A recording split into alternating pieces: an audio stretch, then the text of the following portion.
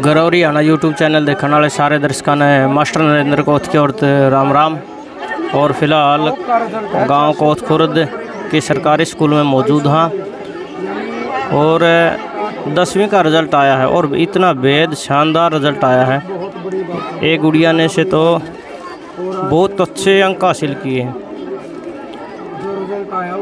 और उस खुशी में, अच्छा रिज़ल्ट आने की खुशी में गांव कोथ खुर्द में इन बच्चों की प्रभात फेरी निकाली जाएगी।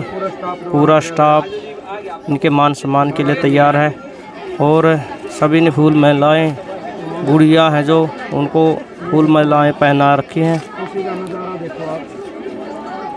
और जोगिंदर संधू जी, मास्टर नरेश जी और साथ में जो स्टाफ के सदस्य हैं वो भी मौजूद हैं। ठीक है, तो पूरी वीडियो इनके बारे में हम बात करेंगे, तो इनका साक्षात्कार करने की भी, बाइट करने की भी कोशिश करेंगे। सरकारी स्कूल में थानों पॉइंट 8 तो क्या कहोगे, कोथ कला और कोथ खुर्द तहलका मचा रखा है सोशल मीडिया। जलाल साहब, तहलका तो आप जैसे लोगों ने हिंदुस्तान में कोथ गांव को दिखाया है और हमारे बच्चे, हमारी बेटे बेटियां तो हमेशा मेहनत करते थे। अब की बार तो एक बड़ा लेवल का जो लक्ष्य लेके चले थे बच्चे, वो टॉप से टॉप, चाहे नॉन मेडिकल की बात है, चाहे मेडिकल की बात है और चाहे आर्ट की बात है। बच्चों ने बहुत मेहनत की और पूरा स्टाफ ने बहुत मेहनत करी और ये नज़ारा आप लोगों के सामने है। एक मानसिकता थी कि सरकारी स्कूल में पढ़ाई को नहीं, लेकिन कोथ कला और खुर्द में करारा तमाचा ठोका है जी। दलाल साहब, सरकारी स्कूल में पढ़ के ये सारे लेक्चरर टीजीटी पीजीटी पता नहीं क्या क्या लग रहे हैं। एचसीएस लग, मेरे गांव के 2-3 एचसीएस हैं। यहाँ तो सरकारी स्कूल में पढ़ के ही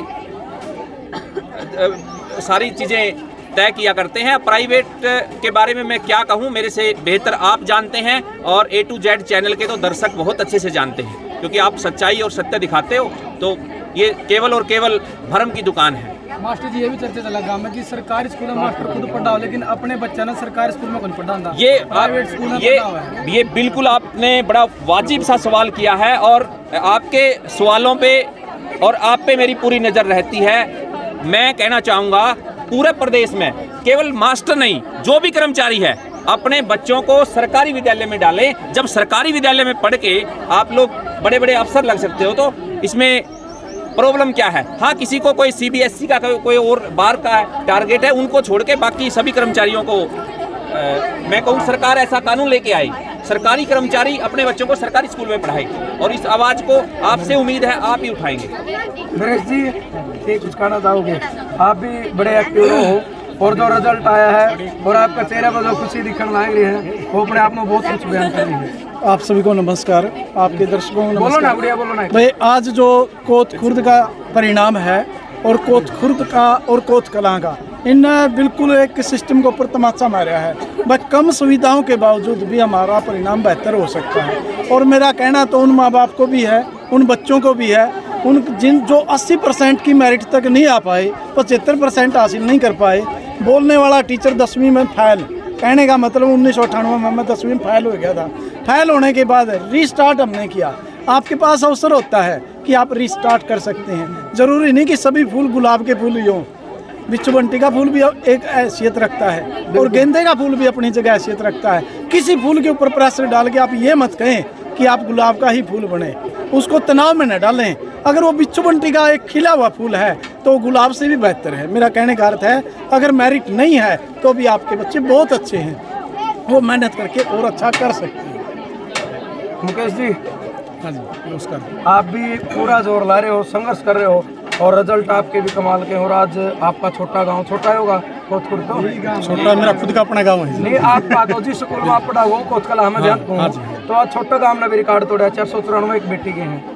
देखो, यहाँ जो कोथ खुर्द के अंदर है, सबसे पहले तो मैं सभी विद्यार्थियों को और स्टाफ को बधाई दूंगा इसका बात के लिए कि लगभग 99% जो सरकारी स्कूल ने अंक देने का काम किया है, बहुत बड़ी अचीवमेंट जो है वो विद्यालय की है। और जहाँ तक सरकारी विद्यालयों की बात है तो सरकारी विद्यालय वास्तव में ही आज जो वो निखर के आ रहे हैं हर प्रकार से। कम सुविधाएं होने के बावजूद भी इतना बढ़िया एनवायरनमेंट पढ़ाई का देने का काम उन्होंने जो किया है, जो माँ बाप के सपनों को पूरा करने का काम किया है, वास्तव में ही एक विस्मरणीय काम जो इनका है। कई बार टीचरों का अभाव भी होता है, जैसे आप पॉलिटिकल साइंस का नहीं था तो आपने खुद पढ़ाया, कुछ इस तरह के। बिल्कुल ऐसा होता है जी, कई बार ऐसा हो जाता है कि टीचरों का अभाव होता है, लेकिन उन टीचरों के अभाव में भी एक दूसरे के साथ एक दूसरे की जिम्मेवारी लगा के अध्यापक उस काम को पूरा करने की, यानी कि जो अधूरा कार्य है जो टीचर की, उसकी व्यवस्था करने का काम जो आपस में करता है। जैसे कि अभी बताया पॉलिटिकल साइंस की मेरी बात थी, तो मैं खुद हिस्ट्री का होने के बावजूद भी पॉलिटिकल साइंस जो पढ़ाई है, तो आपस में एडजस्टमेंट हो जाता है और टीचर जो बड़ा बढ़िया तरीके से उसको जो है वो ट्रीट करते हैं। तो आप किस तरह से मदद करेंगे? देखो, आज जो बच्चों को सम्मानित किया गया स्टाफ की तरफ से, गांव की तरफ से, बड़ा एक बहुत बढ़िया एक अच्छा जो है वो लगा कि बच्चों को इस प्रकार का आशीर्वाद गांव के द्वारा और विद्यालय प्रशासन के द्वारा दिया गया। और ये एक प्रकार से गांव के लिए भी एक प्रेरणा है ये बच्चे, क्योंकि इन्होंने ग्रामीण क्षेत्र के बच्चों होने के बावजूद कहते हैं बस सरकारी स्कूलों में पढ़ाई नहीं है, तो उसके बाद भी उन्होंने एक अपना टैलेंट दिखाने की कोशिश की है कि वास्तव में सरकारी स्कूलों में भी विद्यालयों में पढ़ाई है। कितने बच्चे थे टोटल, कितने मेरिट है यहाँ तो यहाँ का प्रशासन 33 अभी 36 बच्चे हैं। 36 10th में बच्चे हैं और कितने जी? 36 बच्चे हैं सर यहाँ। 17 मेरिट है और 17 मेरिट है सर यहाँ। प्लस टू में कितने जी? प्लस टू में 34 बच्चे हैं और मेरिट हमारी 24 है। तो अभी जो 10वीं में टॉपर है बेटी, उसका रिजल्ट क्या है? उसका 494 है सर, 494 98.9। तो क्या कहना चाहोगे? 98.8% एक सरकारी स्कूल की बेटी ले हुआ है सर, बहुत बड़ा अचीवमेंट है और मैं तो उसकी मेहनत को सलाम करता हूँ सर। ये बिल्कुल अलग है। लास्ट टाइम भी ऐसी थी, 100 मार्क्स थे फर्स्ट और सेकंड के बीच में। ये टॉप 10 में लड़की है सर, ये काफ़ी मेहनती है सर, और मैं तो खुद प्राउड फील कर रहा हूँ कि मैं इसका टीचर रहा हूँ। अच्छा, स्कूल का रिजल्ट बहुत अच्छा रहा है, लेकिन फिर भी गांव की तरफ से ये कहा जा रहा है कि अगर मास्टर अपने बच्चे ने सरकारी स्कूल में पढ़ा हुआ है तो और भी बेहतर रिजल्ट आ सकते हैं। सर, ये गांव वालों की कमी मानता हूँ मैं इसको। अगर गांव वाले खुद स्कूल में आए ना, अपने बच्चों को ढंग से संभाले तो कोई कमी नहीं सर। खुद मेरा बेटा है, वो खुद सरकारी स्कूल में पढ़ता है। अच्छा, सरकारी में पढ़ाता हूँ सर मैं। एक ही लड़का है, वो भी सरकारी में है। धन्यवाद। मेरे जो खुद के लड़के हैं, 2 लड़के जो है मेरे रहे हैं, और दोनों के दोनों सरकारी में पढ़े। यहाँ 5वीं तक पढ़े हैं, कोत कला में आगे पढ़े हैं। तो ये नहीं कि सरकारी अध्यापक जो सरकारी विद्यालयों में अपने बच्चों का दाखिला नहीं करवाते, हमने करवाया है। नौकरी और भी है, बैंक की है, पुलिस की है, वो भी अगर सारे सरकारी कर्मचारी पढ़ा हुआ है तो ये आपने एक वाजिब सवाल पूछा है।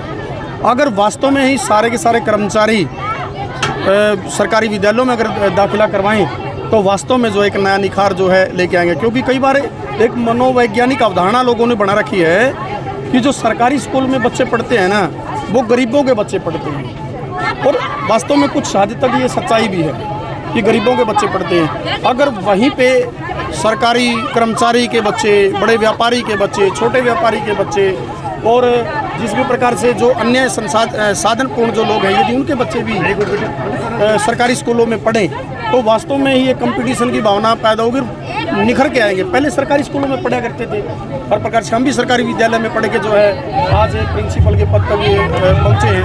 तो ऐसी बात नहीं है कि सरकारी स्कूल किसी भी रूप में कम है। ये तो अभी कुछ ही साल पहले से ही प्राइवेट स्कूलों की अवधारणा जो बनी है, प्राइवेट सरकारी स्कूल बनी है।